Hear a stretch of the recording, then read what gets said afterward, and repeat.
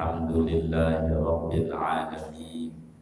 Wassalatu wassalamu ala sayyidil awwalin wal akhirin, Sayyidina wa maulana Muhammadin wa ala alihi wa sahbihi ajma'in.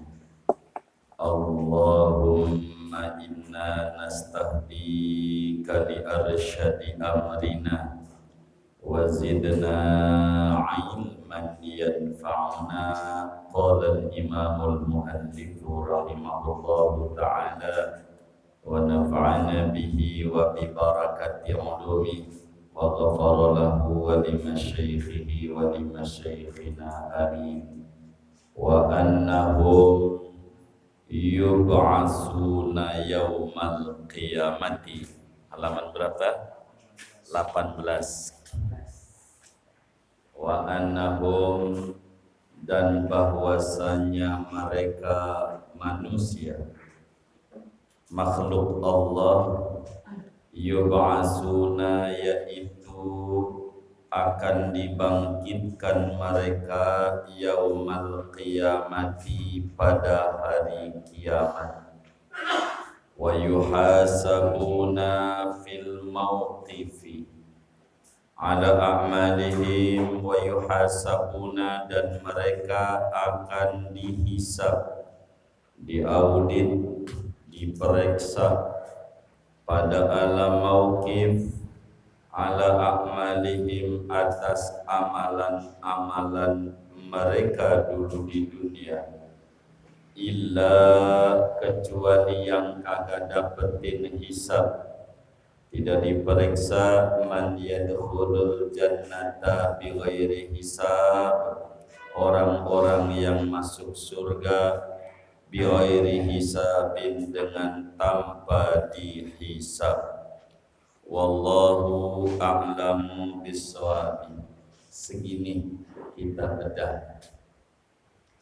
Bapak, Ibu, saudara-saudara sekalian, keluarga besar Masjid Al-I'tisamul Jami yang mulia, malam hari ini kajian kita masih membahas tentang sam'iyat, yakni perkara-perkara yang didengar dari agama, kita wajib yakini tanpa kita lihat sekarang di dunia, berdasarkan keterangan wahyu, yakni urusan-urusan akhirat. Pertemuan yang lalu kita berbicara tentang alam kubur. Kubur itu nanti setelah orang nih pada mati semuanya, ditiup sangkakala oleh malaikat Israfil, ditiup itu mati semuanya. Orang mati, yang enggak mati 4, Jibril, Mikail, Israfil, Azrail, enggak mati dia. Maka ketika mati semuanya tuh orang udah pada mati tuh, prosesnya panjang tuh, rasanya sudah saya terangin bagaimana Jibril wafat, Mikail, Israfil, sampailah Israel.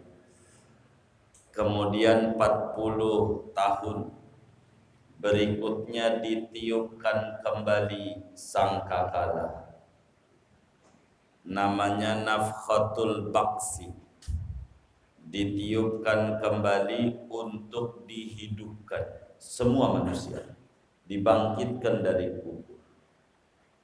Jadi kalau sekarang nih orang mati, belum ada kebangkitan nanti.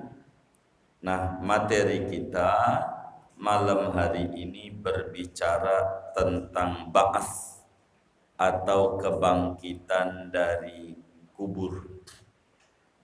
Maka dalam surat Yasin itu dijelaskan, man yuhyil idhama wa hiya ramim, qul yuhyiha alladhi ansha'aha awwala marrah. Siapa yang hidupin lagi tulang belulang yang udah pada hancur? Begitu nanya sama Nabi Muhammad. Nabi disuruh jawab oleh Allah, qul, katakan olehmu wahai Rasulullah kepada mereka yang nanya,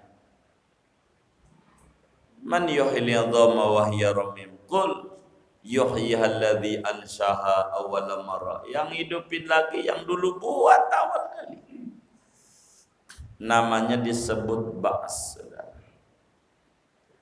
Jadi singkatnya, seorang mukallaf yang umurnya 15 tahun ke atas, akalnya sehat, wajib yakin, seyakin-yakinnya di dalam hati sanubarinya bahwa al-ba'su haqqun, kebangkitan dari kubur itu benar adanya. Uraiannya saudara, bila mana manusia mati, maka jasadnya ini pada usang, pada hancur jasadnya. Jadi kalau kita udah dikubur 3 hari bengkak badannya, 3 hari kembung, kayak orang mati di kali, kembung, gede, bengkak. Makanya karena bengkak, orang sodakohnya aja kalau 3 hari rada gede, bengkak juga. Namanya nasi uduk biasanya. Nah, begitu ya. Kalau 3 hari, rame orang tahlilan juga kalau 3 hari. Rame enggak? Rame. Dulu Jambi begitu. Iya. Tuh, bengkak. Seminggu pada pecah, meletus matanya. Perut.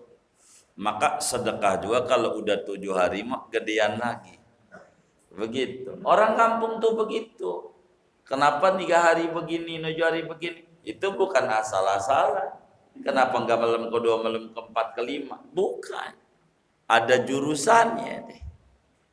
Begitu. Kecuali orang-orang yang dijaga oleh Allah, yang jasadnya utuh tuh, yang baca tabarok saban malam, kan udah tuh diterangin kemarin. Begitu wali-wali Allah, orang yang rajin baca Quran mulu, awet itu jadi formalin, awet jasadnya itu. Begitu. Nah, jasad kita habis kuburan, tidak ada yang tersisa kecuali ajabud danak, kecuali tulang ekor. Jadi kalau kita nikmatin entarnya hancur begitu. Yang terakhir hancur itu rambut. Rambut itu paling terakhir. Yang lain udah hancur, tulang hancur, rambut belum. Rambut udah hancur, ini biasanya prosesnya tergantung struktur tanah. Ada yang 15 tahun, ada yang 20 tahun, ada yang 40 tahun. Ada yang cuma setahun doang kayak di Arab, panas masalahnya. Begitu. Hancur. Kecuali tulang ekor. Tulang ekor kita enggak hancur. Karena dari tulang ekor ini nih bakal diciptakan lagi kita. Dari tulang ekor. Jadi tulang ekor ini kekal. Tulang ekor. Ada 8 yang Allah kekalin dari makhluknya. Asalnya enggak ada. Tapi dikekalin surga dengan penghuninya. Kekal. Hum fiha khalidun. Mana lagi? Neraka dengan penghuninya. Kekal neraka. Mana lagi dah tuh? Kolam penak di langit. Ada arsy. Itu kekal. Mana lagi? Kursi. Itu kekal. Kursi. Wasyang kursi samawat. Keenam lauhul mahfud kekal. Ketujuh roh. Roh itu kekal. Kedelapan tulang ekor. Tulang ekor ini kekal. Karena nanti dari sini yang bakal muncul. Di dalam hadis Bukhari, Imam Bukhari riwayatkan hadis. Pun juga Imam Muslim di dalam Sahih Muslimnya daripada sahabat Nabi Abu Hurairah radhiyallahu taala an, kata Abu Hurairah, qala Rasulullah sallallahu alaihi wasallam, laisa syai'un minal insan illa yabla illa azman wahidan wa huwa ajbud danab. Kata Nabi, tidak ada dari manusia ini melainkan semuanya hancur kecuali atu tulang ekor. Itu mah kagak hancur. Jadi prosesnya menuju ba'as, kebangkitan dari kubur. Yang di awal Yasin tuh di tengah, qalu man ba'atsana mim marqadina hadza ma wa'adar rahman wa sadaqal mursalun. Orang kafir ngomong, man ba'atsana mim marqadina, sopo yang bangunin kita dari kuburan ini? Malaikat jawab, hadza ma wa'adar rahman. Ini yang Tuhan bilang dulu. Yang kalian gak percaya ada akhirat. Yang namanya surga, kalau rumahnya mewah, duitnya banyak, senang, itu surga. Kalau sengsara itu neraka. Bukan, ini begitu. Ketika akhirat. Jadi prosesnya bagaimana menuju ba'ats, kebangkitan dari kubur ini, saudara. Jadi sesudah orang pada mati ini semua, kiamat datang. Maka 40 tahun sesudah mati semua tuh, ditiuplah sangkakala. Sebelumnya Allah hujan dengan hujan sperma. Jadi hujannya rada kental. Semua permukaan bumi kena. Dari situ kemudian itu ditiupkan sangkakala lagi oleh malaikat Israfil. Jadi hidupin dulu pertama Azrail, terus hidup. Udah hidup 4 malaikat ini, maka Allah tiup, Israfil tiup. Maka ditiupkan dari tulang ekor nih jadi orang lagi. Jadi kita kayak begini lagi semuanya. Kalau laki-laki yang orang kadang gak percaya, masa udah hancur masih bisa, aduh ini namanya master. Kalau di pesawat namanya black box gitu, kotak hitam. Itu riwayat. Orang tuh tulang ekor riwayat. Jadi bagaimana orangnya nanti ini? Jadi gampang. Kalau udah ada filmnya, mau nyetak lagi gampang apa susah? Ya gampang banget. Yang susah waktu nyiptain kita. Si Mamat mukanya kayak begini nih. Si Udin kayak begini nih. Ucok kayak begini nih. Uda kayak begini nih. Kan susah. Begitu. Itu lebih gampang lagi, udah ada modelnya. Begitu. Enggak susah lagi. Qul yu'yallati arsyawala marwah. Gampang. Ngidupin lagi, bang udah ada filmnya. Tinggal dimasukin aja fotokopi, udah gampang, bukunya udah ada. Begitu. Itu enggak susah-susah amat buat Allah. Dulu nyiptain kita. Belum ada modelnya, Allah bisa. Dan enggak ada yang ketuker. Sidik jarinya enggak ada sejagatan yang sama. Kalau manusia ada kemiripan. Lihat Capres itu, programnya ada kemiripan adanya. Begitu bisa aja. Saya setuju apa yang diomongin itu. Begitu. Setuju mulu begitu. Itu bisa begitu. Emang ada yang kayak begitu. Iya begitu. Karena begitu.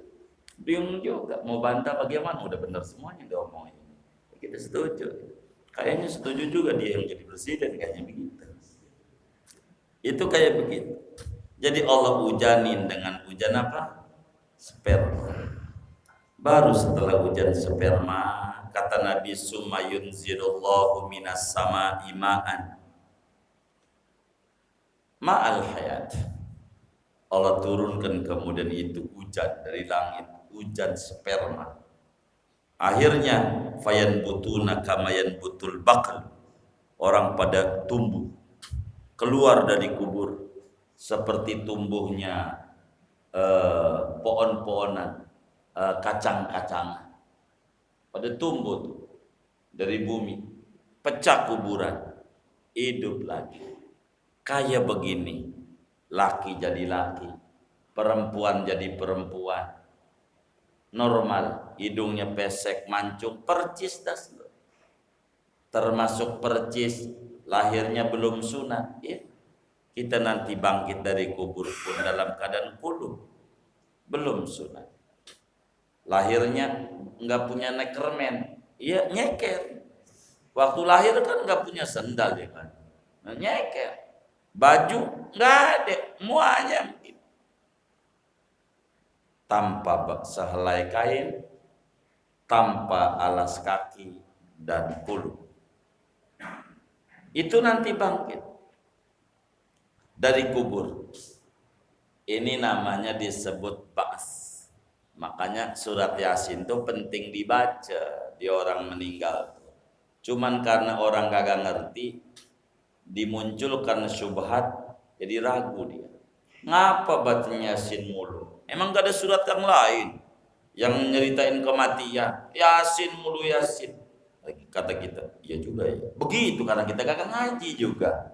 Gitu. Justru Yasin ini isinya 80% lebih berbicara kehidupan pasca kematian. Kalau diterangin ayatnya atu. Ulama tuh udah pas. Ampelah orang hamil. Tuh selamatan berapa 4 bulanan dan 7 bulanan dibaca surat apa tuh? Surat apa namanya? Kalau orang hamil tuh surat Yusuf. Biar apa? Biar ganteng. Bukan, itu jawaban ilmu cocok-cocokan. Asal kata aja. Bukan begitu. Bukan begitu. Kalau masalah ganteng, orang babanya hitam, enyaknya hitam, anaknya putih, dicurigai. Kayaknya ini anak tetangga ini. Begitu. Dibacain surat Yusuf itu sebab pola pendidikan Islam kepada calon ayah dan ibu lengkap di surat Yusuf. Kalau kita pengen mengkaji bagaimana sosok seorang ayah yang benar terhadap anak-anaknya, surat Yusuf. Baca nih Yusuf. Begitu. Nanti di sana diceritain, jadi ayah tuh jangan miring kasih sayangnya. Kayak Nabi Yakub sama Yusuf paling demen sama Bunyamin, sama Yahuda, Labuda dan terus tuh anak-anaknya. Lawi kurang, akhirnya anaknya jadi ribut. Ini nih kudu diterangin. Begitu maksudnya ulama. Bacain surat Yusuf. Gara-gara orang kampung bilang biar ganteng, ada surat Yusuf, ada surat Muhammad. Kudunya aku baca surat Muhammad nih. Surat Nabi Muhammad lebih ganteng. Berubah lagi. Bukan. Itu surat Muhammad isinya ayat perang. Beda-beda. Jadi ulama itu udah nyusun, udah nerangin enak. Enggak asal ulama memberikan pedoman dan payung bagi kita. Nah termasuk kematian. Baca Yasin aja. Di samping itu Rasulullah juga udah bilang iqra'u ala mautakum Yasin. Hadisnya sahih di Ibnu Hibban. Kata Nabi, bacakan surat Yasin untuk orang yang mati kalian.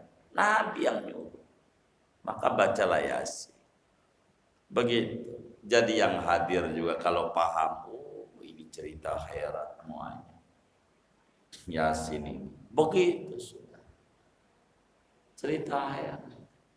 Di dalamnya itu. Bagaimana itu? Qalu ya wailana mambasa. Aduh celakanya kami. Gua kira mati itu udah tidur doang, kagak. Begitu. Bakal dibangkitin. Andai kita hidup ini tidak ada akhirat, maka kematian adalah istirahat bagi mereka yang di dunia penat. Begitu. Istirahat aja. Kagak ada. Justru awal kehidupan itulah dari kubur. Itu awal kehidupan. Sekarang ini bikin tanaman, tabungan aja.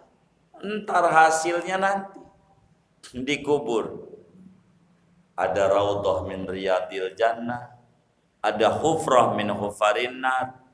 Nanti bakal ada ba'as, yakni kebangkitan daripada kubur. Kapan? Ini urusannya yaumal qiyamah. Pada hari kiamat. Maka yang namanya ba'as ini saudara, kebangkitan dari kubur nih, siapa? Bukan saja manusia, semua makhluk Allah. Ayam hidup lagi, kambing, kucing, semuanya hidup. Tidak ada yang gak hidup. Malaikat semuanya. Maka di surat Idza Zultu yauma idin tuhaddisu akhbar. Pada hari itu bumi akan bercerita tentang berita-berita. Ini loh ujungnya. Baca surat Idza Zultu. Itu penting agar supaya kita sadar. Nanti bakal diceritakan. Itu bumi bakal dongeng tuh kepada orang nih yang ada di kubur. Yaumaidin tuhaddisu akhbaroha. Dia bercerita tentang berita-berita. Berita apa? Ini sama kita bakal ngomong. Lo dulu malam Rebo pada Isya duduk ngaji. Duduknya nyender. Itu didongengin. Lo dulu nyolong mangga. Lo dulu kongko-kongko. Apa jadi dongengin sama bumi? Berapa bumi yang kita injak untuk maksiat, bumi bakal dongeng jumlahnya. Yang kita kagak ingat. Berapa bumi yang kita langkai untuk taat, bakal didongengin. Berapa jumlahnya yang kita nggak tahu. Yauma idin tuhaddisu akhbar. Ini namanya disebut ba'ats. Bangkit dari kubur. Dan ini pasti. Inilah yang disebut wa annahum yub'atsuna yaumal qiyamah. Semuanya akan dibangkitkan pada hari kiamat. Bangkit semuanya, enggak ada yang enggak bangkit pada hari kiamat. Dan ini pasti habis bangkit digiring orang semuanya. Habis ba'ats nih namanya saut. Begitu. Orang sebut nasr. Sama. Begitu. Bangkit dari kubur digiring semua orang. Yang ngegiring api. Jadi kalau kita diam aja ya nggak bisa. Kudu jalan. Dan berjalannya ini sesuai amaliyah. Ada yang naik kendaraan. Ada yang jalan cepat. Ada yang jalan santai. Ada yang ngesot, ada yang jalannya merangkak, ada yang jalannya pala. Bukan pakai kaki, pakai pala. Tergantung kita di dunia ini ngapain. Ini yang kayak begini yang dipikirin. Jangan yang kayak gitu-gitu dah tuh. Begitu, puyeng urusan itu. Ini aja nih, kita selamat apa kagak nih. Ngadepin yang disebut dengan namanya ba'ats. Bangkit dari kubur. Kumpul tuh nanti kita. Namanya disebut padang mahsyar. Mahsyar tuh isim zaman. Namanya mahallul hasyar. Tempat kumpul. Dikumpuli. Di satu padang. Orang dari zaman Nabi Adam. Sampai umat akhir zaman. Kumpul. Di padang mahsyar. Kumpul. Ngapain tuh kumpul? Diri, duduk aja nggak bisa. Maka padang mahsyar itu disebut alam mauqif. Mauqif itu namanya makanul wukuf, tempat diri. Mananya kenapa diri? Duduk aja ora bisa. Saking apanya? Padet. Itu orang pada diri. Diapain nih diri ini? Nunggu diperiksa sama Allah. Di sini nih repotnya. Berapa tahun dirinya tuh? Kata Nabi 3000 tahun. Nanti itu kita. Maka latihan dari sekarang kalau sholat tuh diri yang rada lama. Jangan sampai bacanya kuliah kuluhu lagi. Emang ada yang kul-kul? Begitu. Jadi diri nantinya kita diri. Di akhirat. Dan diri ini nih yang paling repot. Dicuekin sama Allah. Ini yang bikin stres. dicuekin. Ini urutannya nih, akhirat. Nabi udah dongengin. Diri. Apa tuh dicuekin? Diputus bebas kagak, dihukum kagak. Namanya didiemin. Didiemin tuh dicuekin. Begitu, dikata salah enggak, dikata bener enggak. 3000 tahun lama durang. Dan buminya dari perak. Kalau buminya dari tanah mendingan perak. Aspal sama perak, lebih parahan perak. Mataharinya tingginya beberapa meter di kepala kita. Kalau sekarang mau miliaran kilometer. Ini mau ya paling 2 meter, 3 meter matahari. Buminya dari perak, jadi panasnya kayak apa. Ini prosesnya nih, saya urut. Karena kitabnya ini tidak mengurut. Yai kita menyebutkannya. Jadi tapi saya urutkan sampai ketemu materi lanjutannya. Biar ngurut cerita ini, akhirat. Habis diri, itu manusia pada ingat datu. Karena pas diri ini neraka kelihatan berkobar-kobarnya. Itu orang tuh, jangankan orang kafir, orang yang ahli ibadah aja bilang begini, ya Rabb, kalau memang neraka dah, tapi juga jangan didiemin begini. Stres. Itulah yang dalam salawat munjiat tuh disebut Allahumma sholli ala Muhammad sholatan tunjina biha min jamil ahwal. Ahwal tuh huru hara hari kiamat, biar selamat. Jadi orang mandi keringat, ada yang keringatnya semata kaki, sedengkul, sepinggang, sedada, seleher, sampai yang tenggelam. Ini macam-macam orang. Semuanya ini dihukum begini, bukan manusia doang, kucing sama, ayam sama, dicuekin sama Allah. Dan semua nabi-nabi nih doanya kala itu, Allahumma sallimni, Allahumma sallim. Nabi nih yang pangkatnya nabi, Tuhan selamatin saya aja, yang lain mau masa bodoh, mau selamat mau kagak, turang. Semua nabi, hatta Nabi Adam. Kala itu tuh, semua tuh sudah. Baru setelah jalan 2000 tahun dia diri, ada yang terfikir. Orang, nih menuju namanya syafaatul uzma. Menuju. Sebab ini hisab langsungnya. Wa annahum yuhasabuna. Lanjutannya. Jadi saya urut dulu nih, meski bakal ya kita bakal nerangin ini. Tapi saya urutin biar ceritanya menarik, saudaranya memahami nih urutan-urutan. Jadi ingatlah Nabi Adam. Orang pada geroyok-geroyok datang sama Nabi Adam. Kan orang banyak nyari Nabi Adam. Singkatnya ketemu. Ya Abal Bashar,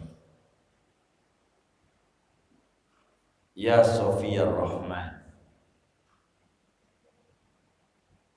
wahai bapak moyangnya manusia, wahai nabi yang dipilih oleh Allah sebagai nabi pertama, Nabi Adam, kami ini anak cucumu, isfa' lana, tolongin kami, ayo dong tolongin nama Allah, bilang ini jangan dicuekin kayak gini nih.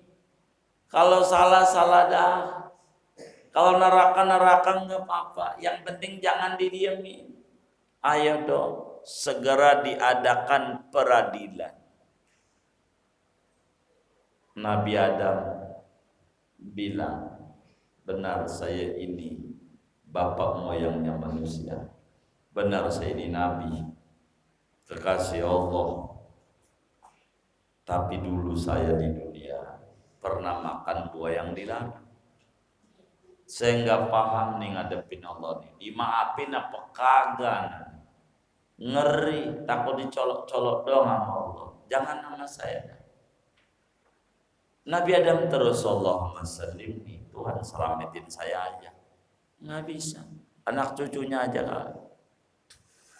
Cuma Nabi Adam kasih petunjuk. Yang ini saya tidak ceritakan panjang karena nantinya berjam-jam.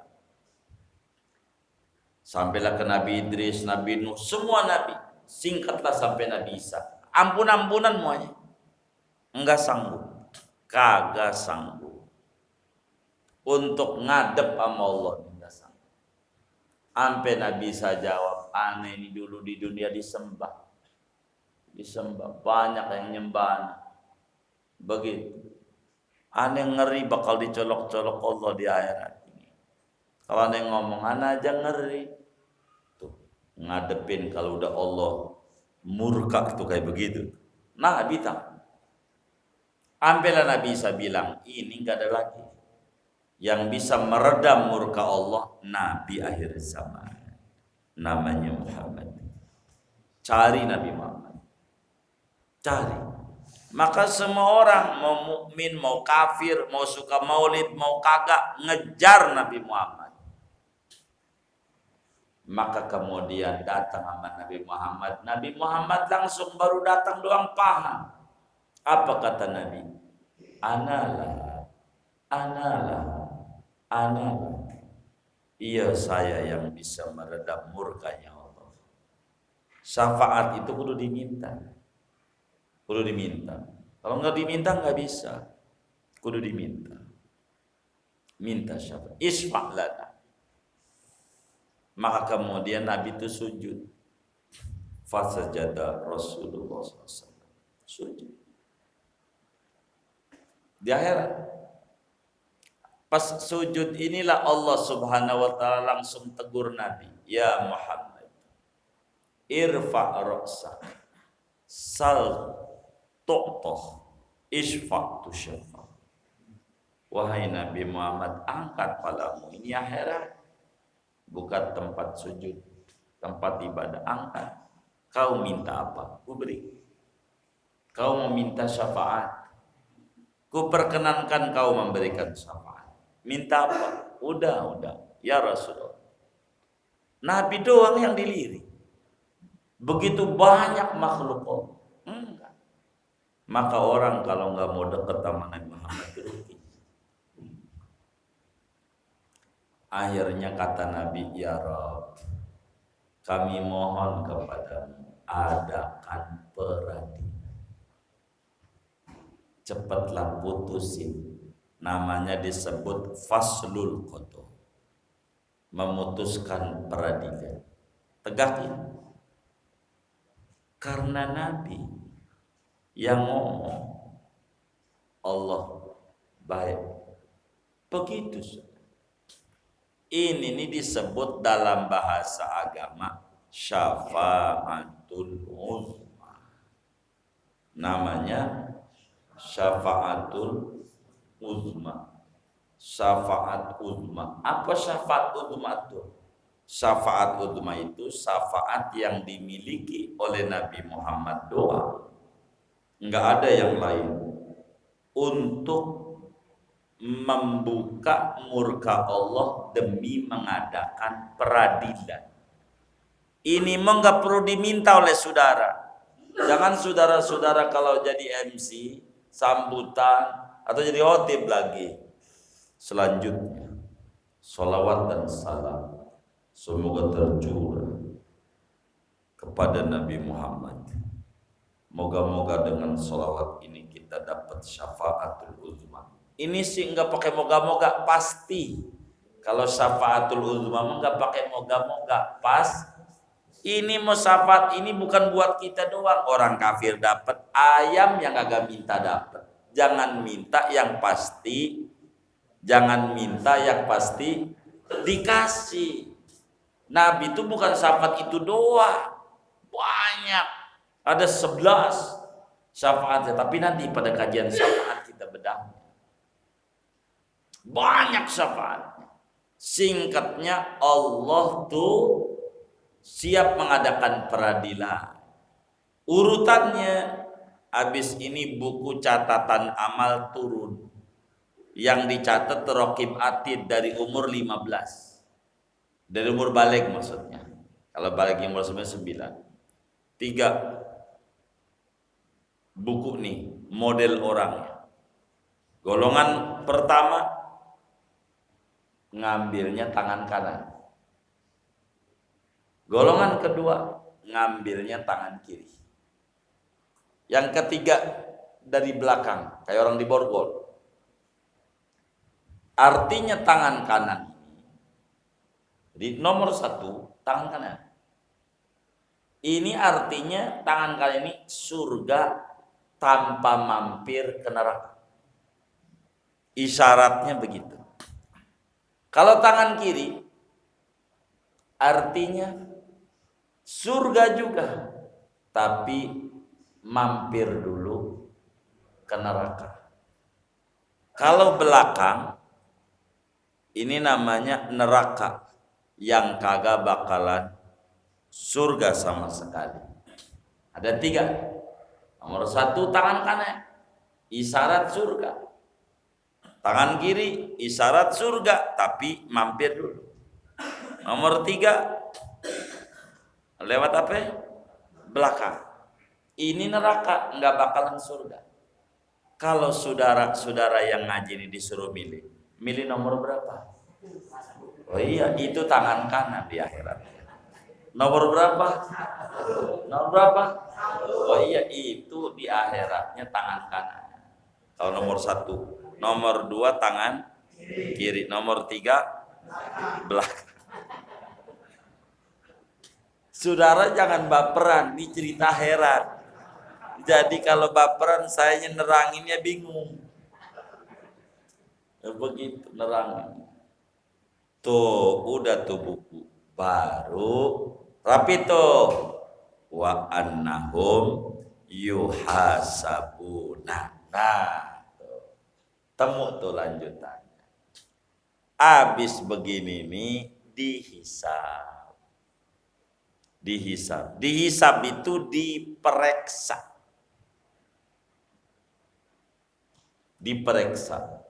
Nah, urusan hisab ada 2 makhluk Allah.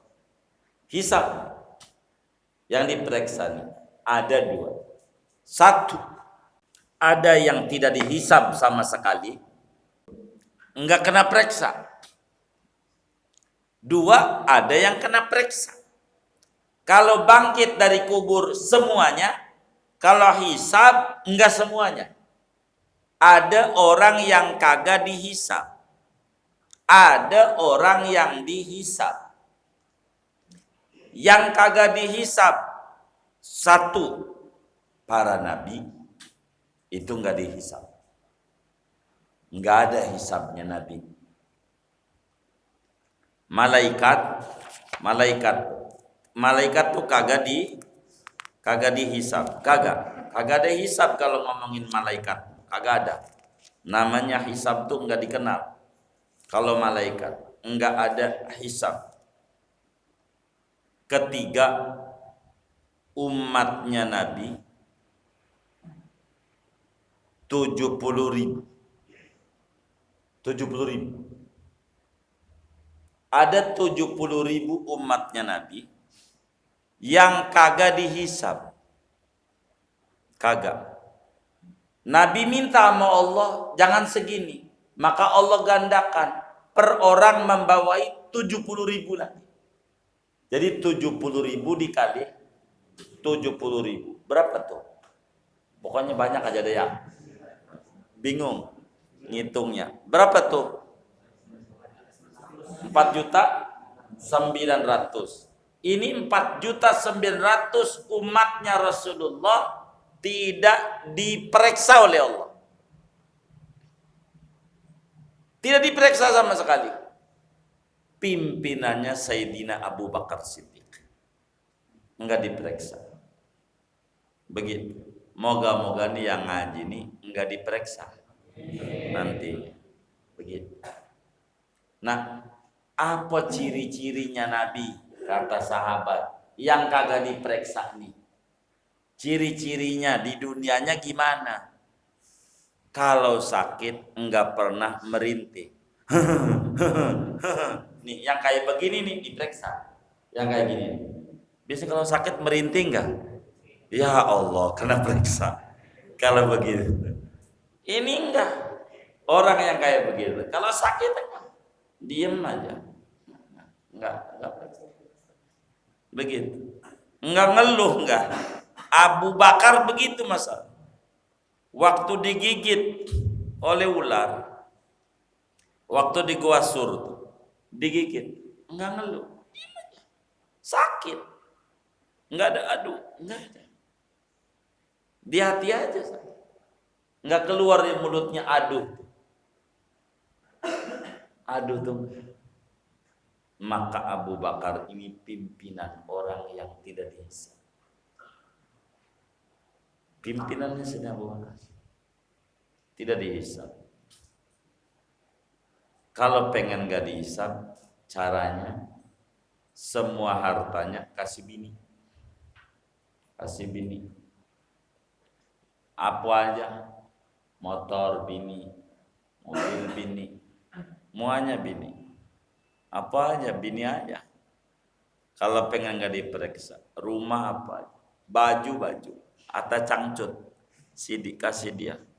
Jadi balik sama Allah, kagak ada harta. Begitu, kagak ada. Kata Hadratus Syekh Malim Safiyadani, Malim ini gak punya rumah, Pak. Rumah yang mana? Itu punya Umi sono.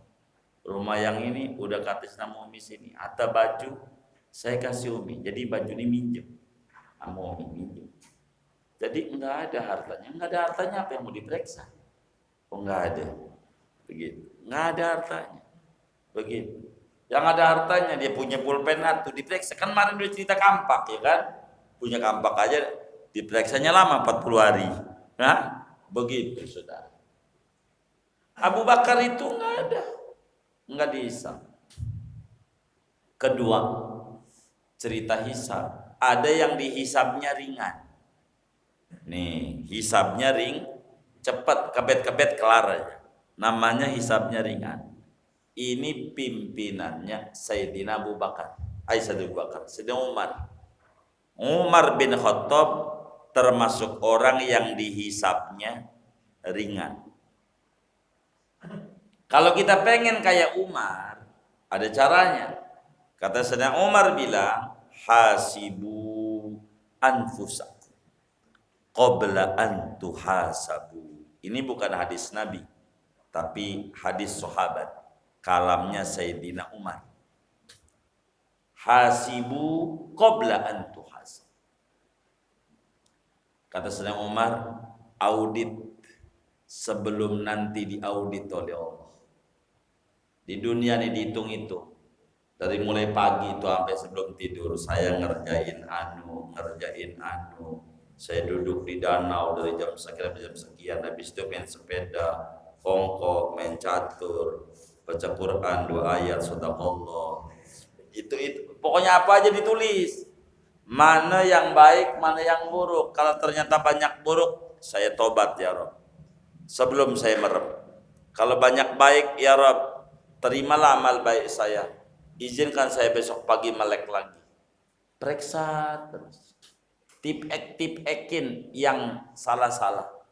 Amal-amal kita yang enggak benar. Ini Sayyidina Umar kerjaannya. Setiap malam muhasabah, introspeksi, audit amal dia yang dilakukan. Nah, kalau kita demen hisab, di akhiratnya ringan.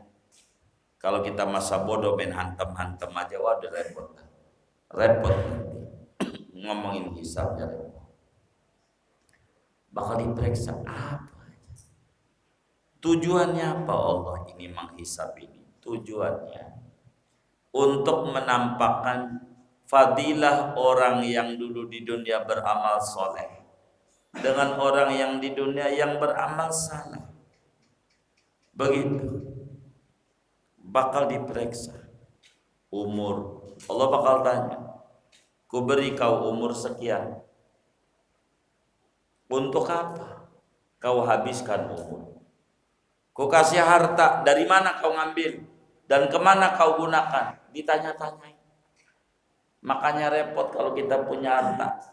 Kita yang mati dikubur ditanyain mulu. Yang enak-enak ahli waris kita, mana kagak ingat kita lagi. Lewat mulut anak kusir, baca Fatihah juga kagak. Begitu, kagak. Begitu sampai bulan kontrakan kita diambilin dia mulu. Dari kita punya, kita yang bangun, dia yang enakin. Kita membangun doang, enak dia. Kita diperiksa tuh, namanya hisab. Ditanyain harta kita, ditanyain ilmu kita, ditanyain kekuasaan kita. Bagaimana dulu kamu mimpin, cawe-cawe apa enggak? Itu bakal ditanyain sama Allah. Bakal ditanya, apa ya? Begitu, bakal ditanya semuanya. Dan ini nih repotnya kita.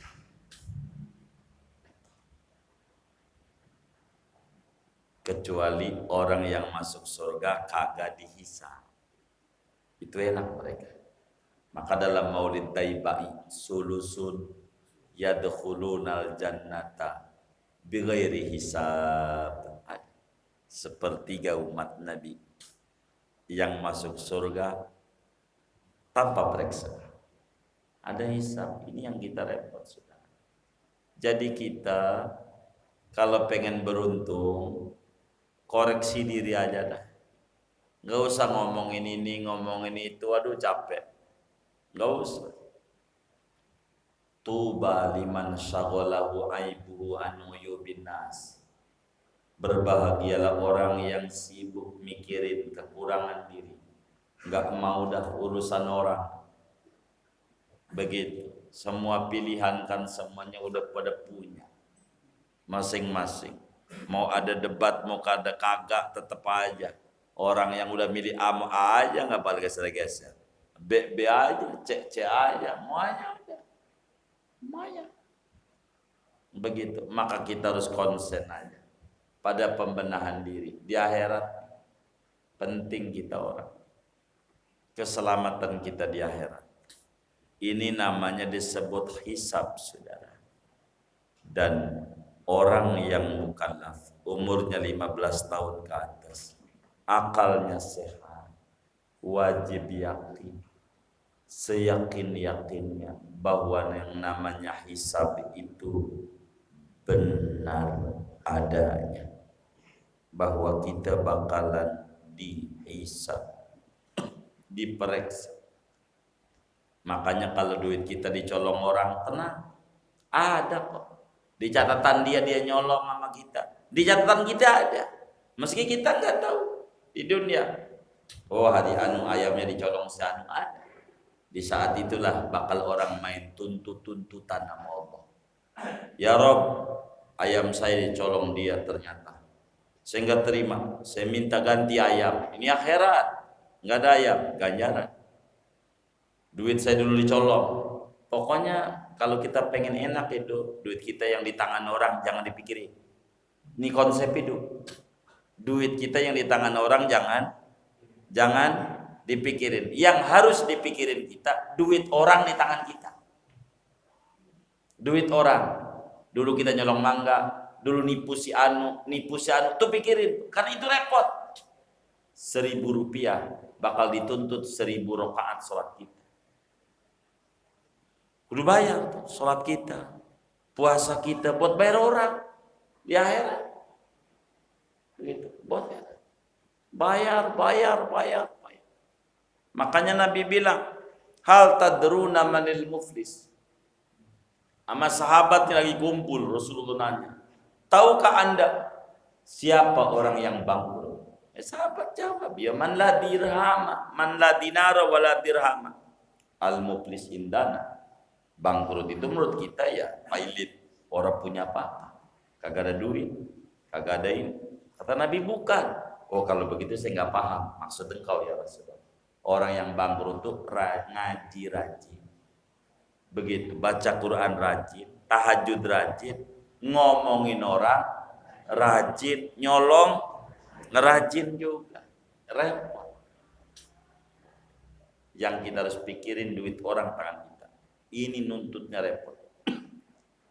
Sampai di dalam kitab Al-Yawaqit wal Jawahir dijelaskan, ayam nih dipatok, ayam merah dipatok sama ayam putih 2 kali. Itu ayam merah yang dipatok nih nuntut sama Allah, ya Rob, dulu di dunia saya dipatok dia 2 kali, saya tuntut ya Rob. Baik, lu patok dulu. Kata dia, udah puas ya Rob, udah kunu habaan mansura, jadi debu, nggak masuk neraka.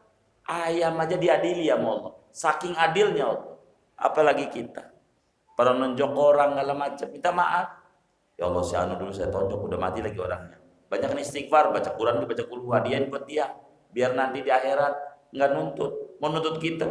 Waduh, ada rekening ganjaran dari dia, nggak jadi dia, terus dapat gitu. Tuh, begitu saudara. Yang kayak begini nih yang kita harus pikirin. Jadi kita jangan pegel, jangan mikirin duit kita tangan orang. Giro pending mulu, giro pending, ini bikin puyang aja giro pending. Tahu giro pending ya?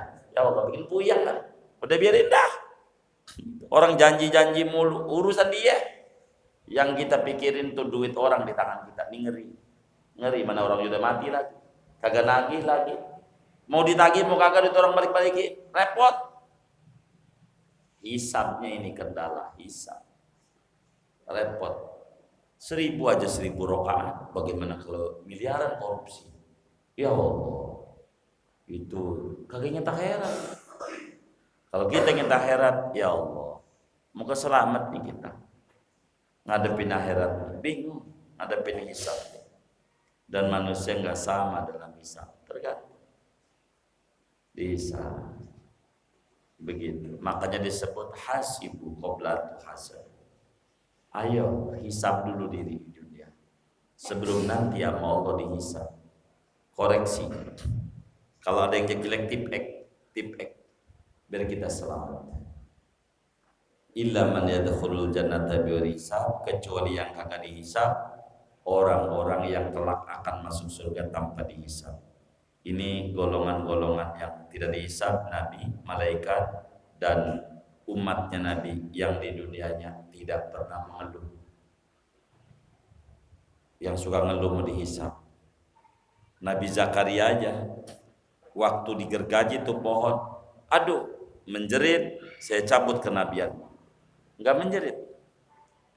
Tak ampun ya Rabb. Diam, digorok di pohon. Ya begitu. Kita harus sabar ya. Biasa hidup. Ini yang harus dipikirin sama kita. Mikirin akhirat nih. Itu gampang lah. Hidup di dunia sebentar, paling banter 100 tahun juga mati. Yang ngedolimin kita mati juga nanti. Udahlah, yang tenang hidup, biar kita berkah, biar kita selamat. Mudah-mudahan Allah hisab kita dengan hisab yang ringan. Allahumma hasibna hisaban yasira. Allahumma hasibna hisaban yasira. Allahumma hasibna hisaban yasira. Amin. Bismillah.